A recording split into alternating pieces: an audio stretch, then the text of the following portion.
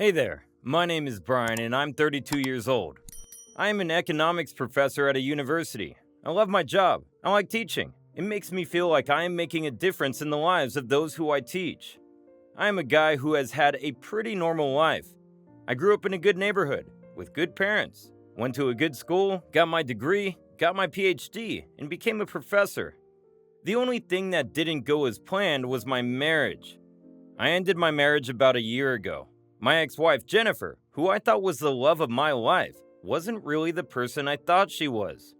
A little about her. She was an interior designer and a pretty good one. Although she didn't have a big team, she had a lot of clients. Most of them were businesses like restaurants, cafes, stores, and a few home projects. She was good at her job. In fact, I hired her to decorate my home. That was actually the reason we met. I hired her, but there was something about us that clicked. We went out on a couple of dates and we fell in love. She always wanted a smart guy, and I, being a professor, checked the box.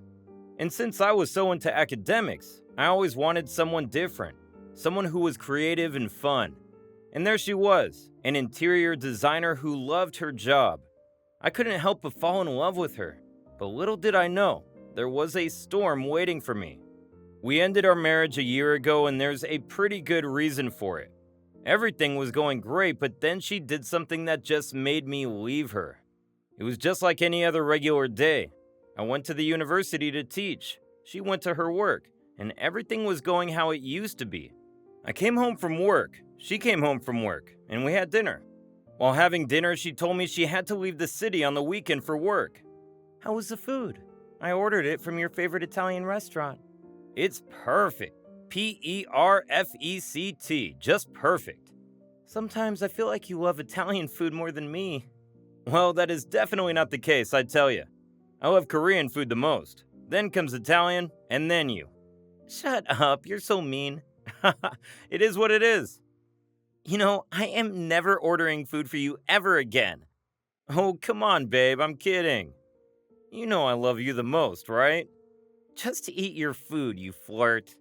Once again, it is what it is. Okay, listen, I gotta tell you something. I'm all ears. So, I have to leave the city for the weekend. I have an important meeting with the client that I need to attend. What client? Ryan.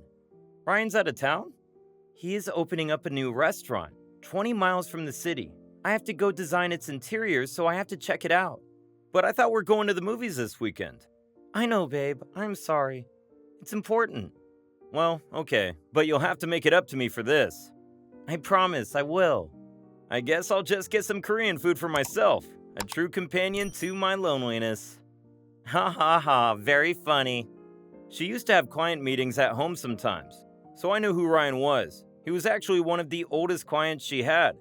He owned a chain of restaurants, and Jennifer designed the interiors for most of his restaurants, so I could understand that it was important. At that moment, I didn't feel like she was being sketchy. She was acting completely normal, but there was more to it. The next day, I went to the university, and she left for the meeting and said she'd be back on Monday. I came back from the university at around 6 in the evening and called her. She had reached the destination. She said she was staying in a hotel with her business partner, Lucy, who was also an interior designer, and they were going to meet Ryan at one of his restaurants for dinner. And the next day, they were going to visit the new restaurant that needed designing. I didn't feel suspicious at all. There was no reason for me to feel that way. She used to go to other places with Lucy for client meetings, so it was completely normal. The next day, it was a Saturday, and even though there were no lectures, I went to the university to do some of my research work. I came back home in the evening at around 7 and called her. Hey, babe. Hey, dear. What are you doing? Oh, nothing. Me and Lucy are at one of Ryan's restaurants. We need to discuss the budget and other stuff. He's not here yet. Typical Ryan. Never on time. Yeah, tell me about it. So, how is his new restaurant? It's pretty. Quite spacious, I must say. But it needs work. We're planning something tropical for this one. Nice. I love it. By the way, we need to visit his restaurants more often. The food here is delicious. For sure. What are you planning to have for dinner? Oh, Korean food. Jeez, why did I even ask? All right. Ryan's here. Gotta go. Bye. Love you. I love you too. It sounded awfully quiet from her end, considering it was the weekend and they were in a restaurant. But I didn't think much about it. Maybe his restaurants are not doing as well as I thought they were. We were happily married, so there was no reason for me to be suspicious at all. I changed and went out to get some food. I drove to the Korean restaurant, the one where me and Jennifer used to eat a lot. I placed the order and waited. The next thing I see is Ryan, sitting at one of the tables. I was shocked, but I was so in love with Jennifer that I didn't doubt her for a second. The moment I saw Ryan, I thought to myself, how can Ryan be at two places at once? It was stupid of me. I gathered myself and went up to him. Hey, Ryan! Brian, where's Jennifer? I was about to ask you the same. What are you doing here? What am I doing here? Well, having some Korean food. I mean, weren't you supposed to be in a meeting with Jen and Lucy for your new restaurant? What meeting? What new restaurant? And Jennifer, where is she? I thought she was with you. She told me she had a meeting with you outside the city about your new restaurant. A meeting? With me? I haven't seen her. For forever. Your wife took half the payment up front and disappeared. She hasn't been picking up my calls. I tried calling Lucy too, but she isn't picking up either. What's happening? I don't know. It's been more than 3 weeks since she took the payment and now she has just disappeared. You better find her and tell her to give me my money back. It's only because I've known her for a long time that I didn't go to the cops. So you never had a meeting with Jennifer? There's no new restaurant. What is the matter with you? I just told you. There is no new restaurant. And tell your wife to give me back my money. All right, I'll see what I can do. Everything Ryan said hit me like a wrecking ball. I was so confused. I came out of the restaurant trying to call her. She didn't pick up. I went up to my car, still calling her, and someone yelled from the restaurant. I was so confused that I forgot to take my food from the restaurant. I got out of the car in a hurry, paid the waiter, took my food, and again went back to the car. I drove to our home, thinking maybe she had come home. I was constantly calling her while I drove, but no one answered. When I reached our home, I saw the door was still locked. I knew she was not there. I unlocked the door and went inside the house. I was constantly thinking about where she could go. Did she take Ryan's money? Why did she lie to me about the meeting? After a while, I decided to call Lucy. Lucy didn't pick up the phone the first time, but the second time I called, she answered. Hey, Lucy. Oh, hi, Brian. How are you? Where are you guys? Where's Jen? I've been calling her for the past 15 minutes. She isn't answering. Hey, calm down. She's having a meeting with Ryan. She puts her phone on mute. Yes, she puts her phone on mute when she's in a meeting. Maybe that's the reason why she's not picking up the phone. You're not there with her? In the meeting? I just left. I wasn't feeling very good. I never liked the food at Ryan's restaurant. Messes up my stomach. So, Jen is with Ryan? Yeah, we were just discussing the budget and the design and everything. You know. And what's going on with you? Why do you sound so weird? Already missing her? She'll be back at the hotel after the meeting. I'll tell her you called. Okay, you tell her to call me. All right, Brian. I could hear it in her voice. She was lying. She was hiding something from me. It could not be with Ryan. I just met him. I knew she was never going to tell me the truth, so I didn't tell her about meeting Ryan. I didn't know what to do. I was pacing all over the house, helplessly. And then I saw my laptop lying there on the table. And it suddenly hit me. I could get her phone's location through it. It was my laptop, but she used to use it for her work sometimes. She used to log in and she never signed out. I could get her phone's location if her account was still logged in on my laptop. I opened it and voila, I was in her account. I checked her location only to find out she was just down the block. I refreshed the tab a couple of times to make sure it was the real-time location, but it did not change. I was shocked to see she was not out of the city. She wasn't even far. She was just down the block. Shortly after, I got a call from Jennifer. I am sorry, babe. My phone was on mute. I just saw your missed calls. It's okay. The meeting is done? Yeah, it's done. Lucy told me you sounded weird on the phone. Is everything okay? No, yeah, everything's good. Then why did you call me? What? Can a man miss his wife? I missed you, so I called you. 14 times? Oh, sorry about that. You know how I get worried about you. Just wanted to make sure you were okay. Okay, babe. Did you have dinner? Yes. Korean?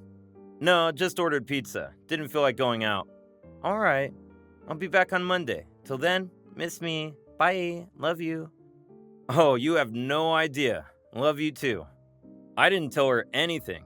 I wanted to see why she had lied to me in the first place. My best guess was that she was cheating on me, but that would still not explain why she took Ryan's money and bailed on him. I had to know, so I acted like everything was fine on the call. I took my car and drove to the location where she was. It was a luxury hotel. I went inside and inquired about my wife. The lady in the reception told me that she was at the hotel's dining place. I knew something was wrong. Even though I didn't want to, I assumed that she was cheating on me.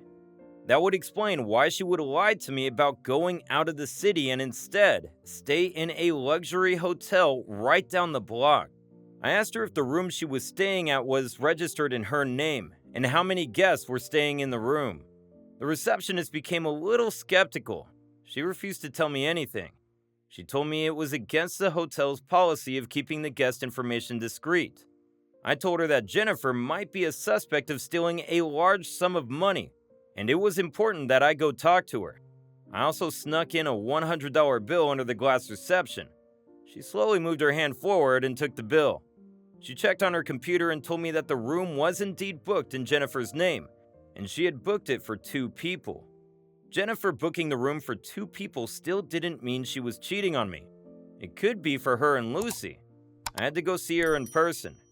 I asked her where the diner was and she told me.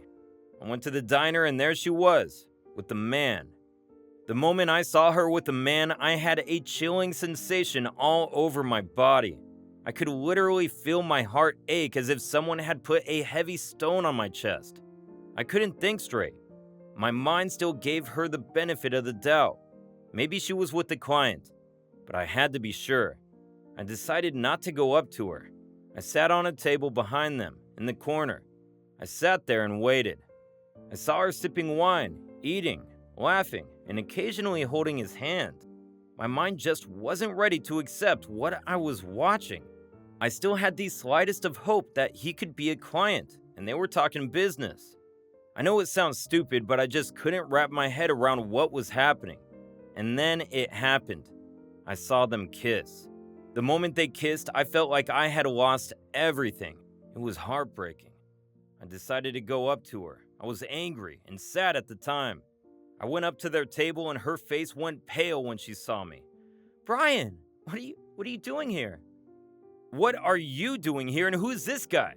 He's a friend from work. How stupid do you think I am?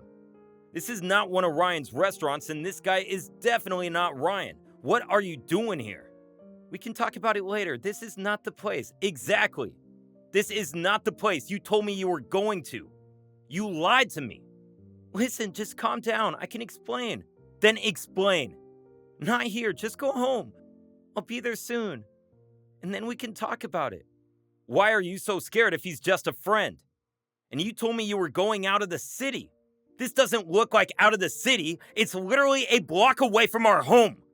Brian, I can explain. This is not what it looks like. This is a misunderstanding. Is it? Well, I just saw you kiss him. Either my mind is playing tricks on me, or you guys are just very good friends that I'm too old-fashioned to understand about. Brian, it is not what you think it is. What is it then? Tell me. Can we please go home? I'll explain everything to you. You know what? You just stay here with this guy. Enjoy your fancy dinner and I'll go back home.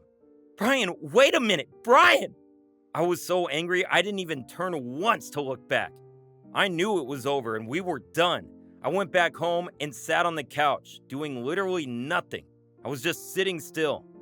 A lot was going on in my head. I was hurt and angry. Although it broke my heart, I didn't cry. I was rather trying to control my temper. I knew there was nothing that could possibly make things better.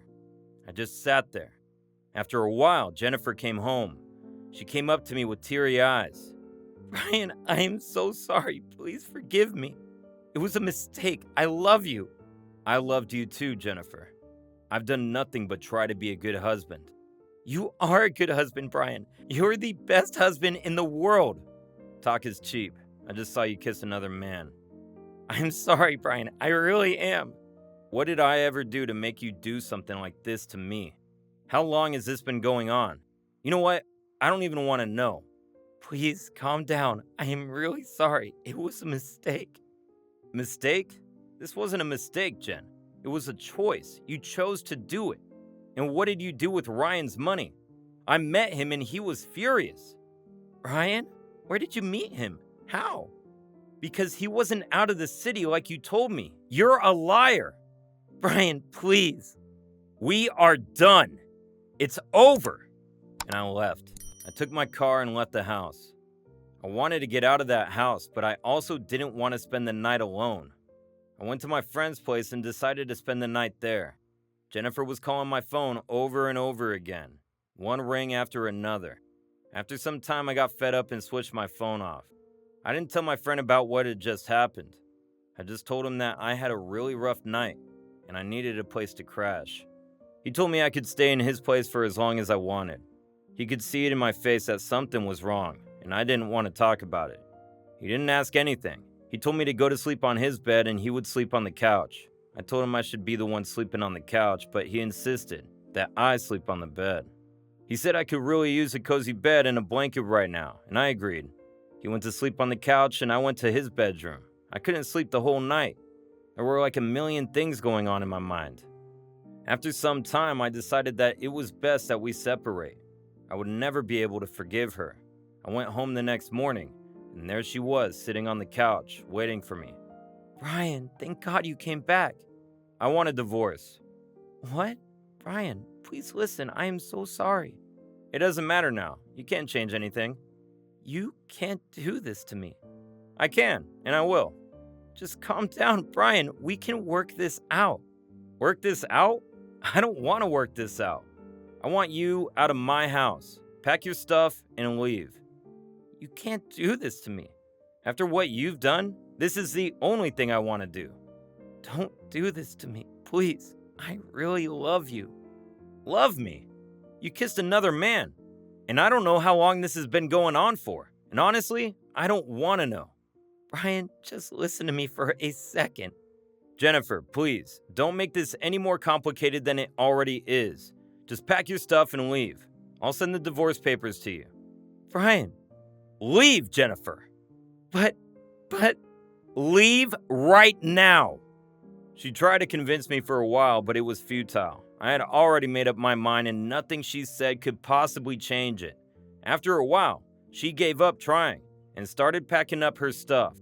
After she was done packing, she went back to her parents' house. Within a week, I sent her the divorce papers.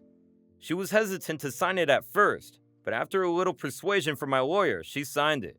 We had a couple of court hearings for 4 months and then we were done. During the time, our divorce process was taking place. She also got sued by Ryan.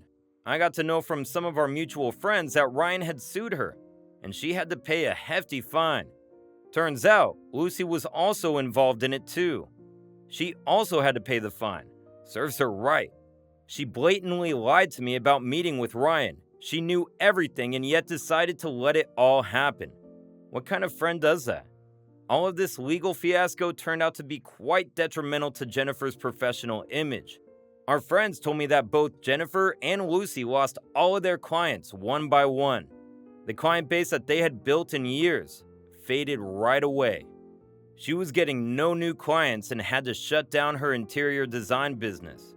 The last time I saw her was about a year ago, during the last court hearing of our divorce. I could see on her face that she was regretting everything she did. She lost everything, her business, her husband, and her friends.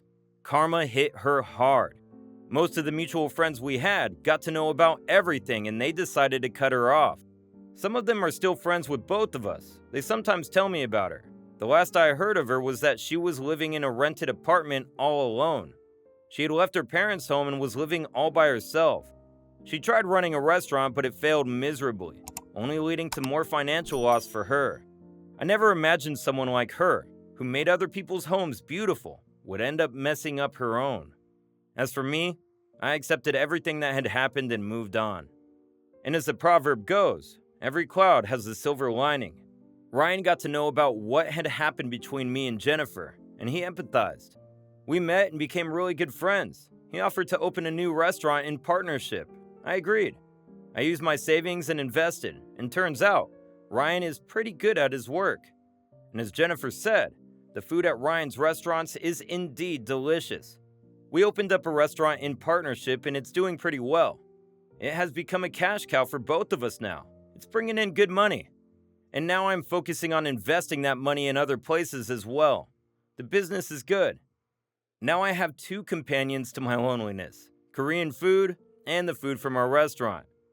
What can I say? I never imagined life would take this turn. My ex-wife's client is my business partner now. And Jennifer, well, God knows what she's doing now.